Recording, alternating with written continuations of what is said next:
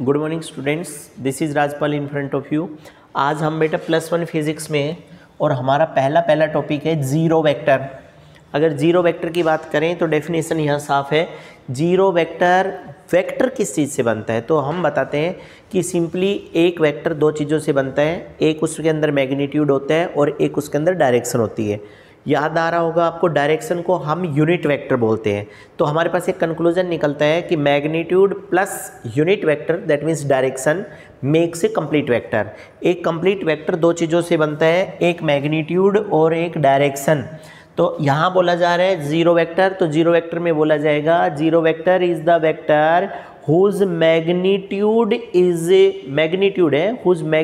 Is zero and direction is any. एक ऐसा vector जिसका मैग्नीट्यूड जीरो होता है और डायरेक्शन कोई भी डायरेक्शन हो सकती है, then that is called as zero vector. कारण जो मैग्नीट्यूड जीरो का मतलब ऐसा नहीं है कि जीरो का मतलब टेंड्स टू जीरो, बिल्कुल जीरो के बराबर हो जाए, तो ऐसा वेक्टर यहाँ की इस तरह से ये मैग्नीट्यूड है। अब बताइए इस मैग्नीट्यूड को कितना मानेंगे, ये लगभग जीरो के बराबर है और डायरेक्शन ही जाए नहीं, कोई भी डायरेक्शन हो सकती है। क्यों? क्योंकि पॉइंट के ऊपर कोई भी डायरेक्शन आएगी। तो the vector whose magnitude is nearly equal to zero and direction is any is called as zero vector, वो हमारे पास जीरो वेक्टर कहलाएगा। अगर जीरो वेक्टर की प्रॉपर्टीज देखें, अगर आप वैसे कहीं कि जीरो वेक्टर अचीव करवाओ तो देखोगे ये हमारे पास एक वेक्टर ये हो गया, दूसरा वेक्टर हमारे पास ये हो गया और तीसरा वेक्टर ये हो गया। देखिएगा, that means whenever two or more than two vectors are taken in same order then the resultant of those vectors are zero। अब आप देख लो यहाँ से यहाँ जीरो मैग्नीट्यूड है, इस तरह के वेक्टर्स हमेशा जीरो रिजल्ट्स देंगे।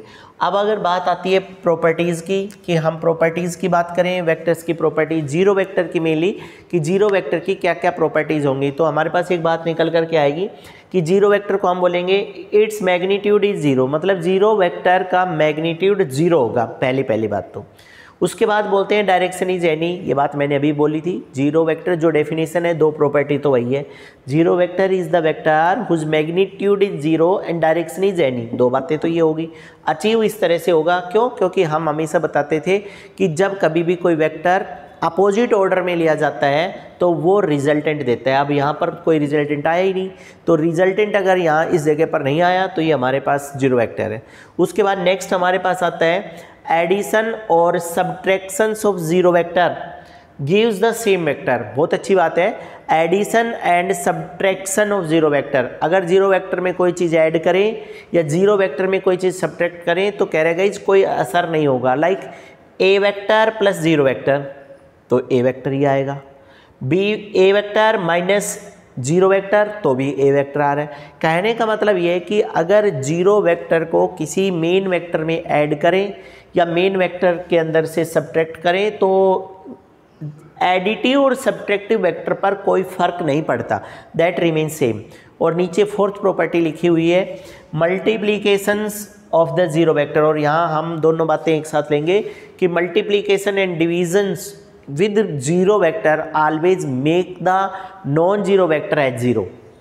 एक बार दोबारा से सुनो, multiplication and division of any vector with zero vector that makes the non-zero vector as zero, वो उसको जीरो बना देगा। यानी कि a वेक्टर, कोई भी वेक्टर हमारे पास है, a vector into zero vector, तो ये अगर मैं यहाँ बात करूँ a vector into zero vector that makes it zero, ये इसको जीरो बना देगा। और अगर a vector divided by zero vector then again the zero is there. तो so this is all about the zero vector, ये जीरो वेक्टर के regarding में सारी चीज़ें हैं। Now the matter is there, बहुत इंपॉर्टेंट टाइटल है हमारे पास, resolutions of the vector in rectangular component. Guys rectangular component के अंदर वेक्टर को रिजोल्व करना है। अब रिजोल्व करने का मतलब होता है तोड़ना। आप एक चीज़ देखिएगा, सपोज करिएगा इसकी मेरे पास ये एक वेक्टर है, ऐसे ये एक वेक्टर है, बहुत ध्यान से देखते जाइएगा, और this vector will start to resolve. इस वेक्टर को दो रेक्टेंगुलर कंपोनेंट में तोड़ना है, मतलब इसका एक हिस्सा तो इधर नीचे आ गया, तो ये अभी है, और दूसरे हिस्से को इस नीचे वाले हिस्से से अगर दूर करूं ऐसे, तो देखो पहले दोनों यहाँ थे, अब इन दोनों को दूर कर दिया तो यहाँ क्या बचा, तो जवाब आता है कि वहाँ पर कुछ नहीं बचा। दो कंपोनेंट में से एक हिस्सा तो नीचे आ गया, एक हिस्सा ऊपर चला गया। यहाँ पर भी यही है, डायग्राम दोबारा बनाऊंगा मैं आपके सामने। देखो ये हमारे पास एक वेक्टर है ए वेक्टर, बच्चा इस ए वेक्टर को जैसे बीच में से बांस की डंडी को फाड़ते हैं, इसको बीच में से 2 पीस में बांटेगा। इसका एक हिस्सा तो ये आ गया नीचे इसका, और दूसरा हिस्सा यहाँ चला गया। तो हम आपसे बात कर रहे थे कि इस आर पॉइंट के ऊपर यहाँ क्या बचा, तो जवाब आता है कि यहाँ कुछ नहीं बचा। जो ए था, ए का एक्स एक्सिस पर जो पार्ट गया वो ए एक्स, और वाई एक्सिस पर जो पार्ट गया वो वाई, और एक्स और वाई दोनों मिलकर के ए वेक्टर बना रहे थे। ये टूट गया, एक आधा हिस्सा इधर आधा हिस्सा इधर, तो खत्म। नीचे ये इक्वेशन 1 इसी चीज को सपोर्ट कर रही है कि A vector is equal to A X plus A Y. तो अब हम सबसे पहले यही बात सोचते हैं कि A vector A X plus A Y में क्यों बटा, तो जवाब है A X plus A Y मिल करके ए बना रहे हैं, और ए वेक्टर टूट करके ए एक्स और ए वाई बना रहे हैं। तो सिंपल सी बात है, जब ये वेक्टर ये दोनों हिस्सों से मिल करके बना है। अब हमारे पास जो ए वेक्टर है, इसको अगर डायरेक्शन दी जाए तो एक्स एक्सिस पर डायरेक्शन आई कैप होती है और वाई एक्सिस पर जे कैप होती है। Hence A vector is equal to A X I cap plus A Y J cap. ये तो हो गया वेक्टर रिलेशंस। रिजोल्यूशंस का मतलब तोड़ना। अब कह रहे हैं कि अगर वेक्टर ना हो तो ये सबसे पहले ये जो नीचे ट्राइंगल बनी हुई है एक, इस ट्राइंगल में देखो O P R sine theta निकाल दो।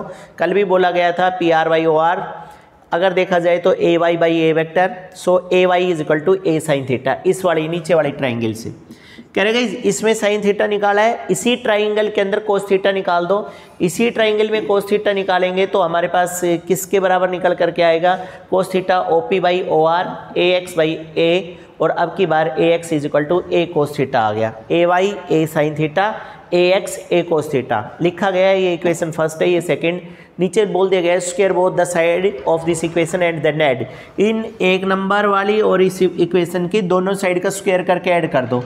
तो देखो इधर स्क्वायर हो गया ए एक्स का स्क्वायर, ये ए वाई है, ये हो गया ए वाई का स्क्वायर, इधर ए स्क्वायर कोस स्क्वायर थीटा, और ये ए स्क्वायर साइन स्क्वायर थीटा।